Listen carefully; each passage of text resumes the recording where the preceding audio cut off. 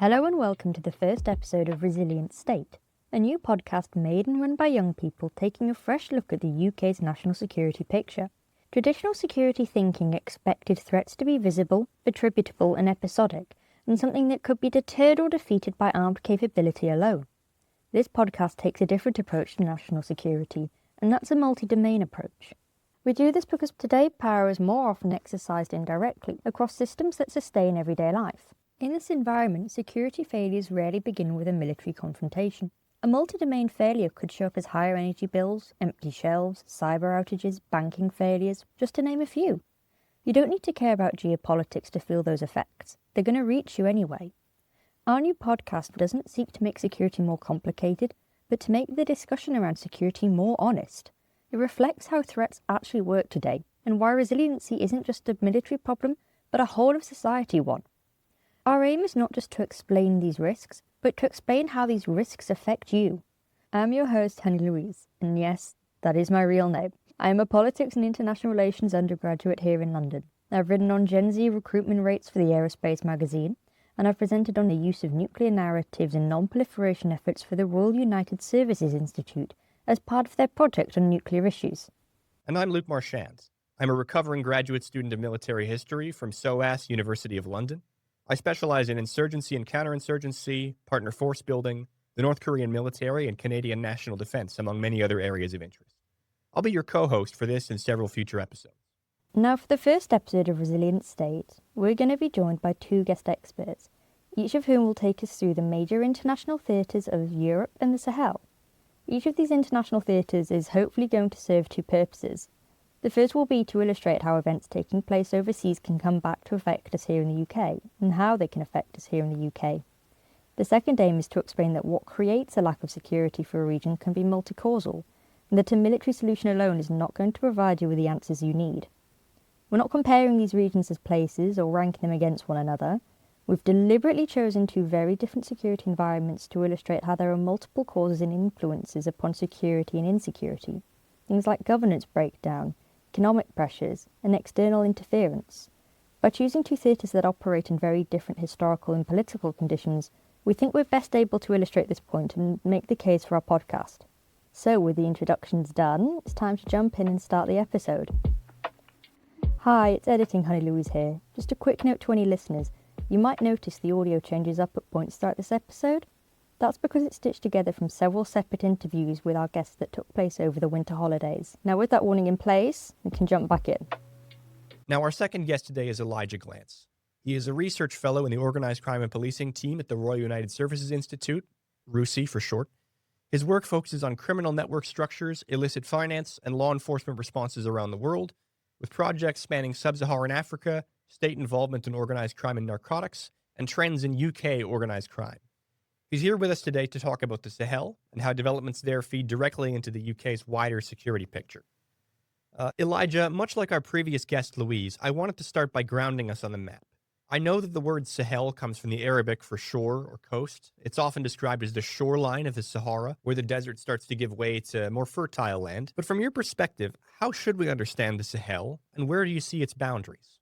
Sure. So the Sahel doesn't reference specific states insofar as it does a region, specifically the Sahelian region, of course, which is the largely desert region in the north of West and Central African countries, but also in the south of the North African countries. It spans well over a dozen countries, many of which we'll be familiar with, from the north of Cameroon, the north of Nigeria, to large swaths of Niger, Burkina Faso, Mali, and the south of countries like Morocco, and all of the northern countries, in particular Algeria being the largest country in Africa and having the largest share of the Sahel. But yeah, it's a very large area that cross-cuts so many different, not only countries, but ethnic groups and tribal groups, both religions and ways of life. But the UK has a particular tie to a few of them.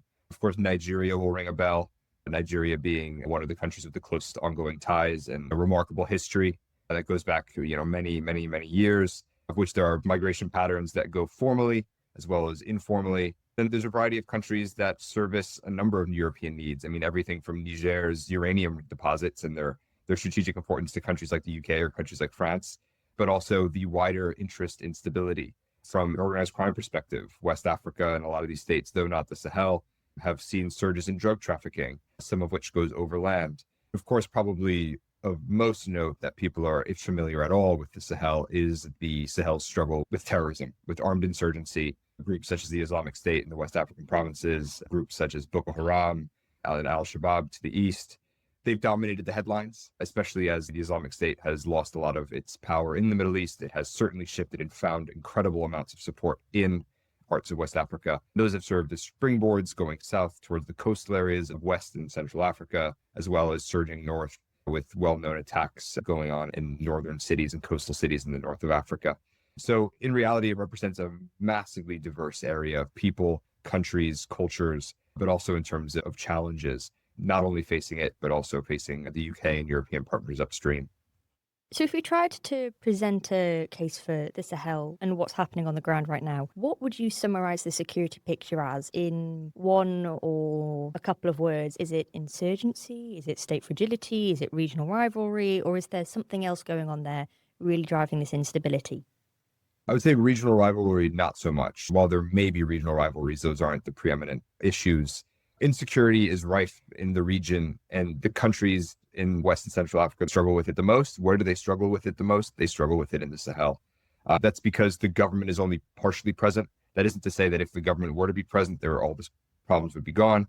But there is a huge mix of very complex security actors, many of whom are in active conflict. It's the government, local groups, local tribes, separatist groups to insurgent/terrorist groups that are ideologically driven, as well as organized crime groups that dominate a lot of the region. So what we have is this very fragile and very insecure constellation of actors who are security providers. But those same security providers in that region tend to also be the instigators of a lot of the conflict. We don't have a state in the sense that we would think about it.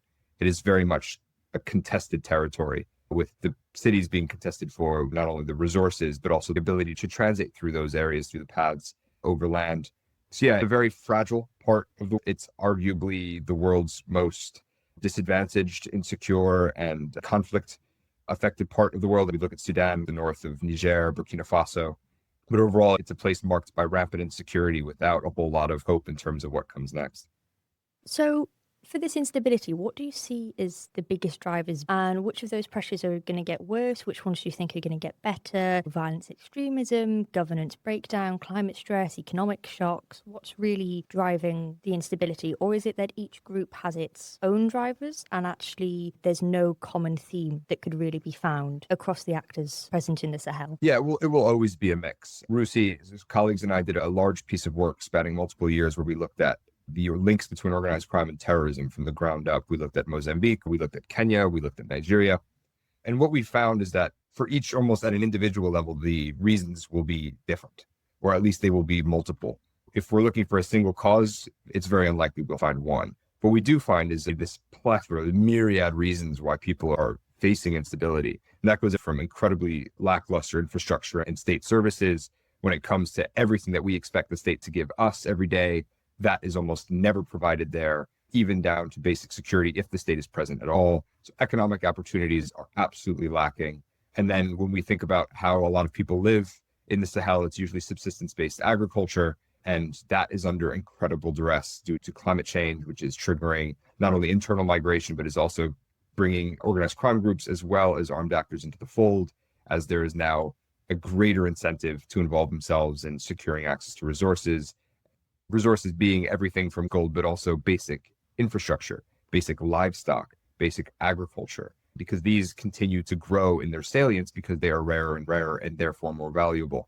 Again, there's an ideological component to this. I think typically when we read the news here and we hear that Boko Haram or the Islamic State in the West African province have done X or Y, we tend to associate it as all of this monolith of very ideologically driven actors. From our research and from that of others, that's typically not the case. You will absolutely have an ideological component to this. There's absolutely no doubt about that. But the reason for which people will join a group will oftentimes be less ideological and more about, I need a job, and joining an armed group is a form of employment, where I need access to funds, I need access to food, I need access to some sort of regular income. These groups are the ones that are often most able to provide it. So all of this insecurity plagued with ideological conflicts, inter-ethnic, inter-tribal conflicts, as well as the absence of the state, oftentimes with the state making things, perhaps accelerating vulnerability, makes for a very multi-causal and very confused picture as to why we've gotten to where we are. So to get across to our listeners a picture of what's happening on the ground in Sahel, is it possible to name the big three of who the big actors are in the region? And can you say what they're trying to achieve? Or is it that there's too many actors to be able to actually pick out the biggest three? Yeah, I think as much as I'd like to give kind of like, here are the three, I will give three, but it's often a lot more complex. And this is what our research finds. I mean, Boko Haram and the Islamic State are obviously the top two. And then if we count parts of Sudan, then obviously the RSF are one, but the RSF are rather limited to there. Just a quick one for anyone listening. Could you just explain what the RSF is? Sorry, yes. The Rapid Support Forces, which are currently at war with the armed forces of Sudan, which, I mean, every 2 weeks we see headlines of atrocities being committed in Sudan during their civil war. Essentially, those are the two forces that are fighting it out.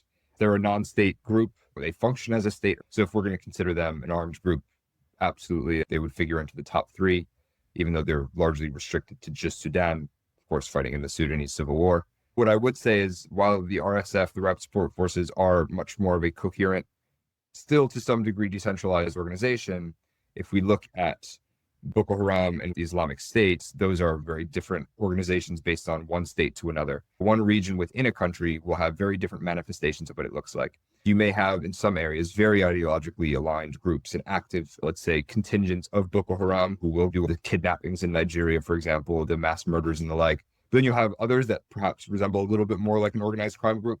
Some of them will look more like a territorial defense force. So again, what we consider part of an organized crime, or what we consider part of an insurgent or a terrorist group, is largely because we abstract it at a very high level. We say, if we were to categorize them as something, we have to say that they're the Islamic State in West Africa. Although a lot of these groups are smaller regional groups that will still fight between themselves. At a very top level, we're looking at the Islamic State, we're looking at Boko Haram. But the reality is that there's a massive fracturing and decentralized and very, very varied manifestation of what these groups look like. Some will be very ideological, some will be organized purely along territorial defense, and some will be about taxing all forms of goods, licit and otherwise. So yeah, as much as it's an unhelpful answer, it reflects the reality in the region, which is that you can't put your finger on one thing and say this is everything, because there's just so much variety in the Sahel. So I think we've looked a lot now at non-state actors, the rise, the falls, the fractures, the different actors on the ground. I think it'd be really interesting though to see how has the regional political order shifted over the last couple of years, especially with the growing split between ECOWAS and the Alliance of the Sahel States. And to explain both those terms, I'm going to leave that to you. But shifting it back to this state lens, governance lens, how has that picture changed in response to some of this instability that we're seeing? ECOWAS is the economic and increasingly are attempting to be political union of West African states, and the Alliance of Sahel States, or the acronym AES, because it goes by its French lettering, is the fractured splinter group, the boy band of the putschists or the coup d'etats, the leaders, all military in Mali, Burkina Faso, and Niger, who obviously overthrew their elected governments, elected under some heavy caveats in some of those senses. But all the same, they were military leadership. They will now likely be joined by some newcomers who have overthrown their governments in recent weeks. There's certainly a lot of fear in ECOWAS of it spreading. The Nigerians are particularly fearful of it continuing to have a domino effect, whereby what we saw in Benin, we saw it in Guinea, where apparently, allegedly in Benin, we had French contingents of the French armed forces intervening. So there's definitely an atmosphere of coup d'etats rising and this splintering between ECOWAS, which is the kind of established political way of operating in West Africa, both domestically and regionally, and these military groups. But it's worth noting that the largest, if not, I would say the most significant driver, at least the rhetoric driving domestically. Abroad, we get a lot about how it's anti-Western, anti-colonialist, pro-Russian, which to a large extent it is. But domestically, it has much more to do with the security situation. It has much more to do with the insecurity that Burkina Faso, Mali, and Niger are facing in their Sahelian territories. In Burkina Faso, the government had resorted to giving arms and legal militia status to what they called bush warriors, the Kogbuogo fighters, because the state recognized that it could not fight to save and protect these communities. So they said, hey, you're your own army now.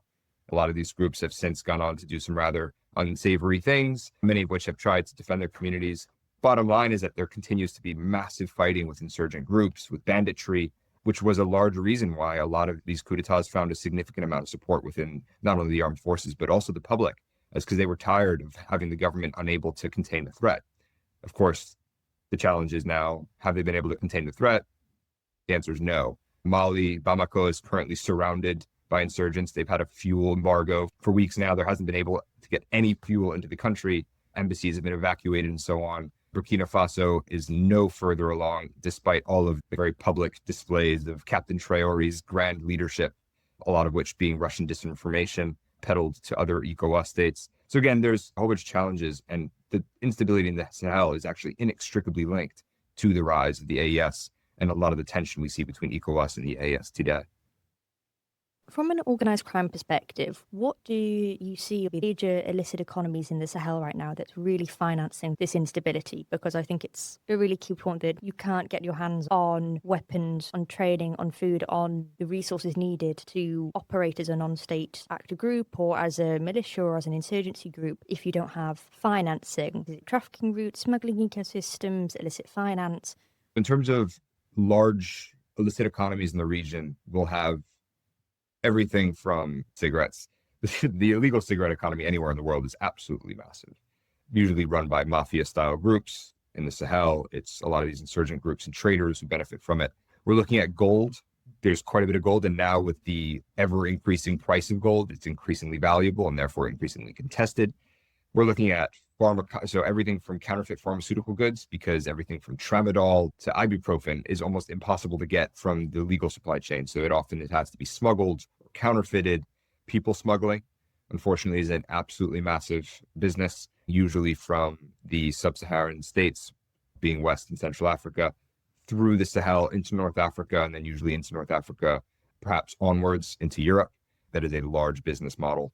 The role that organized crime and then insurgency play is quite distinct. There was a lot to do about a decade, 2 decades ago about organized crime and terrorism being one and the same. That has largely since been dispelled, and I'm quite proud of some of me and my colleagues and I have been quite prominent in dispelling those myths. What we have is terrorist groups and insurgent groups will typically control an area. And insofar as you control an area, you control the economy, which is overwhelmingly informal. In the Sahel, the majority of all economic activity is done off the books, informally, whether it's drugs being an illegal crime or whether it be, trading textiles. It just so happens that it's informal. When you own control over a territory, you control those economies. You have the ability to regulate them. You have the ability to tax them.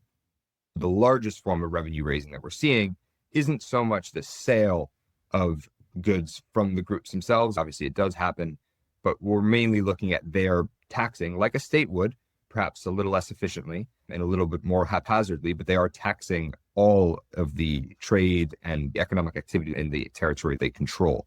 If a smuggler, for example, wants to pass through a certain part of the Sahel, you're paying the group to ensure safe passage. It's protection money. We have these massive militia economies where the more territory a militia controls, the more they can tax. And the more they can tax, the more arms they can raise, the bigger their territory can get. And it repeats. And that's true for Libya, that's true for Burkina Faso, that's true for pretty much everywhere in Sudan. Your ability to project force and control territory directly links to your ability to tax the activity within it, illegal or otherwise. There have been cases of groups committing crimes and directly profiting from them. In 2012, Janjaweed militias went into the north of Cameroon and slaughtered hundreds and hundreds of elephants, took the ivory and sold it. That was used as an example of the overlap. That has so far been the exception rather than the rule. But it's important to note that a lot of organized crime groups don't want to be labeled terrorists because you get a lot more attention. If you're an organized crime group, the police look after you. If you're a terrorist, it's a drone with a missile looking at you. So there's a fundamental incentive to not be labeled a terrorist because you don't want the drone, you want the cops. So building on that mention of human trafficking, going up to North Africa, going on to Europe, where do we see perhaps a tie between the UK and the Sahel, and what happens in the Sahel? Does it affect the UK? Or is the UK bubbled and removed from activities on the ground in the Sahel? Some of it. I mean, for trafficking routes, they're not as common to go up to the UK. A lot of them are French speaking, so they go to France or they stay in Europe. There's a bit of an unpopular opinion that the current trend is that there's illicit finance. We can follow the money everywhere. It's incredibly difficult to follow the money because often the way payment is done, not in the majority of the times, but oftentimes is not even with money. It's usually a form of trading, of exchange. And when it is money, which again is still the majority of cases, it's cash. Banking penetration rates, meaning the extent to which people in these countries have access to online banking or a bank account at all. The further we go into the Sahel, the closer we reach zero. So does somebody have a Standard Chartered or a Barclays or a Nationwide current account? Do they have cash and savings ISAs? No. Is the UK able to interdict a majority of the flows going into the Sahel through its financial system as much as we wish it could? The answer is no. There's been an increasing amount of attention paid to sanctioning economic actors and constraining their ability to finance themselves. Again, a lot of that, in my opinion, has to do with the government either not looking or ignoring the fact that these actors do not operate with the formal financial system. And if they do, it's usually through hawala, which is a system of informal money transfers. If you're moving a massive amount of money, it's not going to go in your name through a bank. It is going to go through informal money transfers to get them in and out of Europe. Law enforcement and financial authorities have been rather unsuccessful at cracking down on in the past, ever since it was a big thing in the early 2000s. So it's difficult. It's a lot of these smaller groups, because they're not part of this one monolithic Boko Haram megastructure with a nice headquarters that needs to finance itself.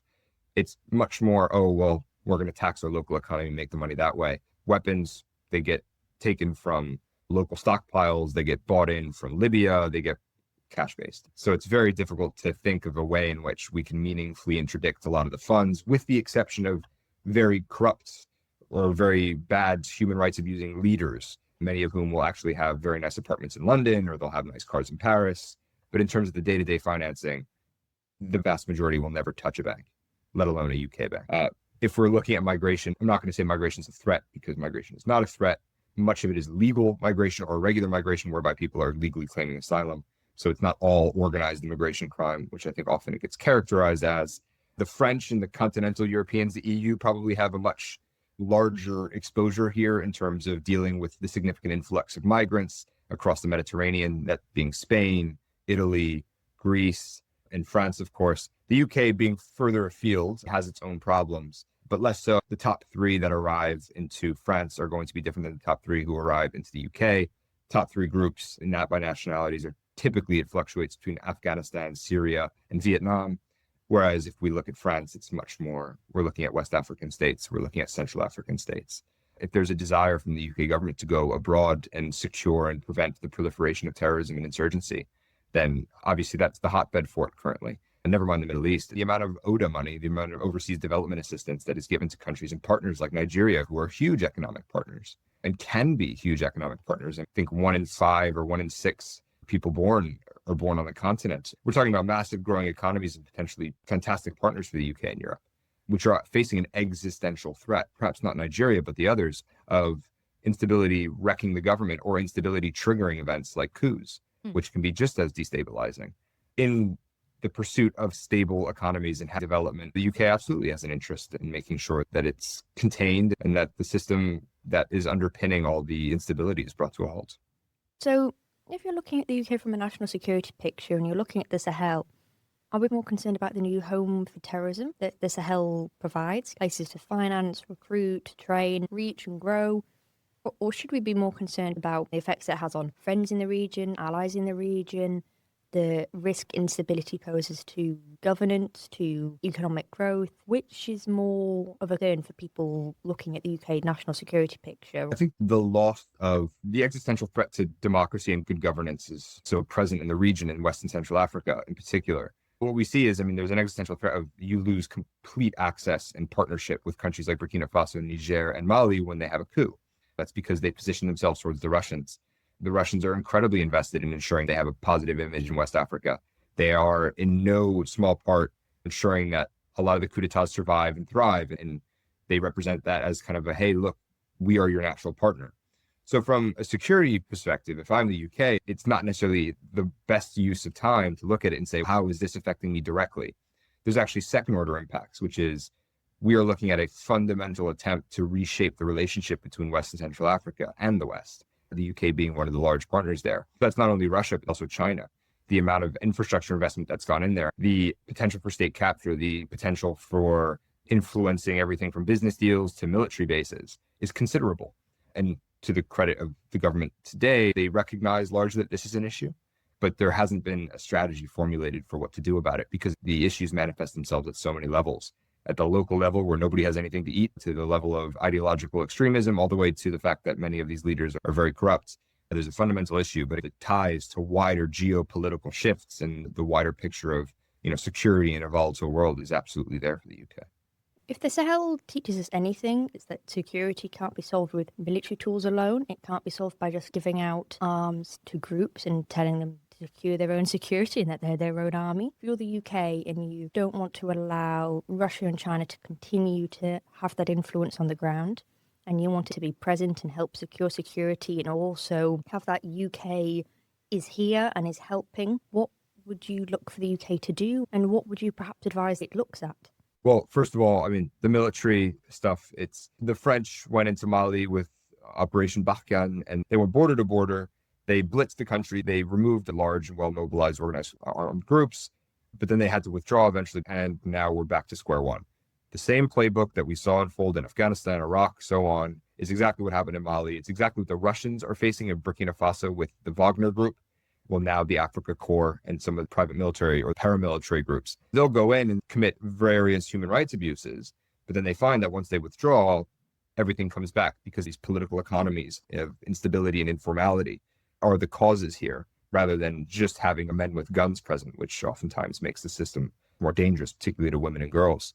In terms of what we can do, it's complex. It's a mix of development aid, but it's also engaging as partners in economic development. The work we're doing shouldn't just be, we're developing things, we're giving money. There's a lot of investment to be had.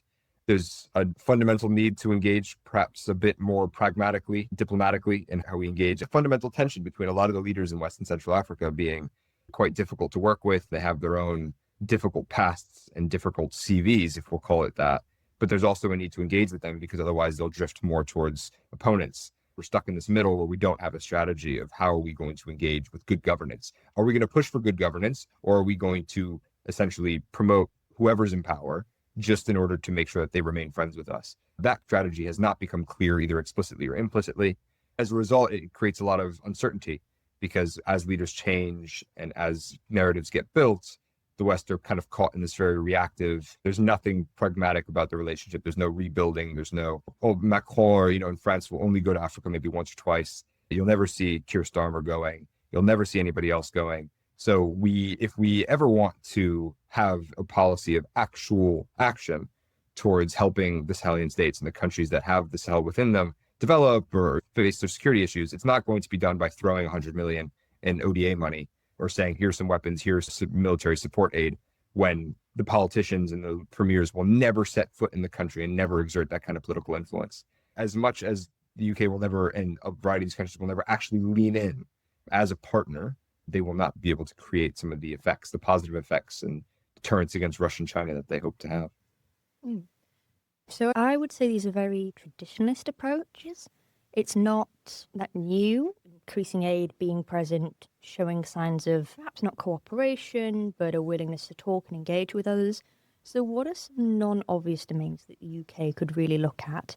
I'm thinking in terms of, could it help build financial systems and build on our expertise in financial systems? Or perhaps could it work in the information environment? Before the government collapse in Burkina Faso, there was a lot of Russian disinformation which helped exacerbate and accelerate the instability there. Are there these non-obvious routes the UK could take that would give it an approach different from the traditional give development aid, go on a state visit, host each other's MPs? It's difficult because Chinese influence is largely through the lens of economic development. But that's because they offer interest rates that no bank in the UK or in the EU or in the US would ever offer. They offer an acceptance of risk, of defaults that we would never accept. So there's fundamental imbalances in the playing field. But something that I turn to that has little to do with security or defense, at least at first thought, is the soft power, the social capital that the UK in particular has in countries like Nigeria. If you ever go, last time I was there, if you have the pleasure of visiting some of the capital cities around there, you'll notice that almost every other billboard you see will be for a visa service, will be a visit the UK, visit the US, visit France. And if you go around, you walk around, everybody's wearing a football shirt. And they're not wearing CSK Moscow. They're not wearing any Chinese football shirts. They're wearing Man City. They're wearing PSG. And I know it sounds silly in the sense of like, oh, well, we're facing with Boko Haram and you want to give people more football shirts. But I think that there is a fundamental lack of understanding about what the dynamic comparative advantage is. So not that it deals directly with security, but if we're talking about overall perceptions and fighting against the dominant narrative of rejecting the West and embracing China and Russia and others, there's arguably no more powerful tool to curry good favors between people and states than soft cultural power. Everything from sports to music to theater to movies to so on, cultural exchanges, which currently don't happen. They're left to the embassies. When was the last time you saw an MP go to Africa? When was the last time you saw a tour go to Africa? It's not going to restore land and kick out Boko Haram, but there is a big thing to be said there when it comes to the great power competition in the region. As for insecurity and development, to me, it all comes down to development. It all has to do with the economic pressures that people are under. If we're going to continue to cut aid budgets, in the US's case, pretty much cut them all. In the UK's case, cut 40% is what they've done. And then we're going to wonder why all of a sudden Sudan is under that much more threat, or we're looking at parts of northern Nigeria, which perhaps were reliant on US or UK aid for their basic provision of goods or economies. And we're going to wonder why suddenly there's an increase in recruitment or there's an increase in violence or instability. Well, you don't really have to look for why there's been a change. You need to point it yourself, which of course we will never do, or at least the governments won't do. But if we're going to backtrack on development aid, when pretty much every piece of research says a lot of this instability is driven from lack of development, we shouldn't be surprised when things get worse and then all the second order effects kind of kick in. My question to wrap up would be looking ahead to keep track of instability in the Sahel when it is such a complex picture, when there are so many groups, it's such a broad area, and there's so many drivers. What are the main signals or trends that you look for to cut through all the noise and see what's happening on the ground? I think if our listeners want to keep track of what's happening on the ground, because of your expertise, you can look at lots of different pieces of information and build up a very holistic picture. But if people who might be interested but don't have the time, what are the few signals that they should really look at which can help translate the broader picture to them? That's a great question. If you want an email every other couple of days that gives you a summary of what's going on, Africa Confidential is fantastic. I couldn't recommend it enough. It's free for, you get it in your inbox and it will give you that disaggregated picture from the politics to the economic development. There's also a variety of other outlets. I would stress going local, because the more local content production, the less likely you get this very high level of useless abstraction of Boko Haram. And then it's, okay, we don't know where, we don't know why, we don't know who, which typically happens in the massive kind of global media. So Young Africa is a fantastic French language source. I believe they have some content in English. If you're interested in Nigeria, for example, they have a Guardian, the NG Guardian is fantastic. Every country will have some really, really reputable, fantastic journalists who produce high quality stuff. Don't be afraid to jump into it. I know there's typically a reservation about the quality of this news.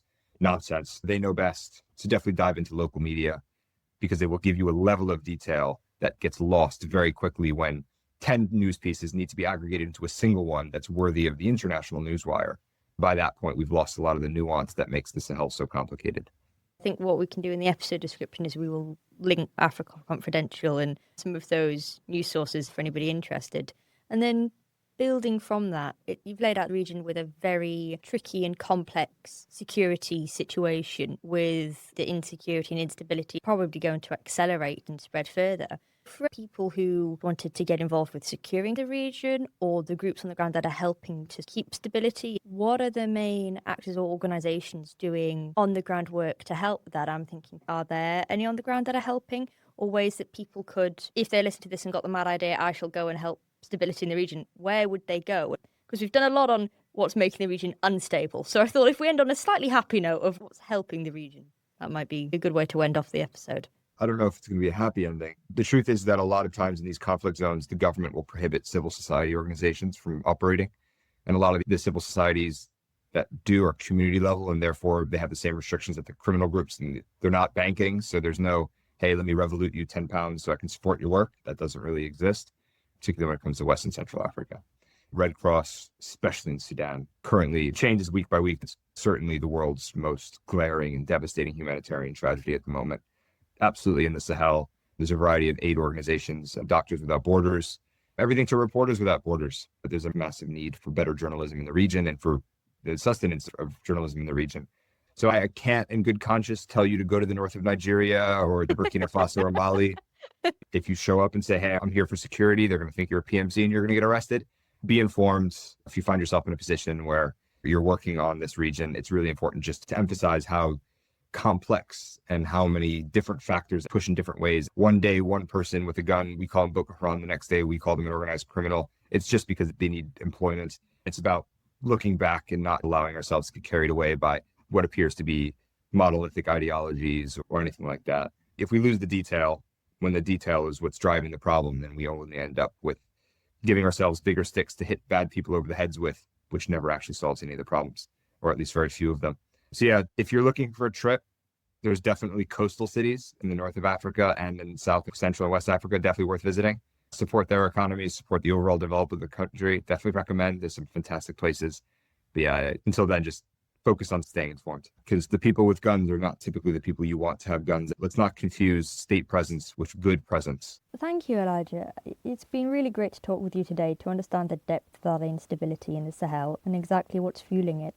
I think, again, much like with Louise in Europe, you've helped lay out a case that the insecurity we see in the Sahel, whilst it's different to what Louise talked about with European security, it still brings this point across that what creates that instability to begin with is incredibly multi-causal, and there is no one simple cure-all to it. It's also been really interesting to listen to how what actually happens in the Sahel, even though it's thousands of miles from the UK, can still impact us here in the UK through those second-order effects. So I just want to say it's been great to talk with you today, and thank you so much for joining us.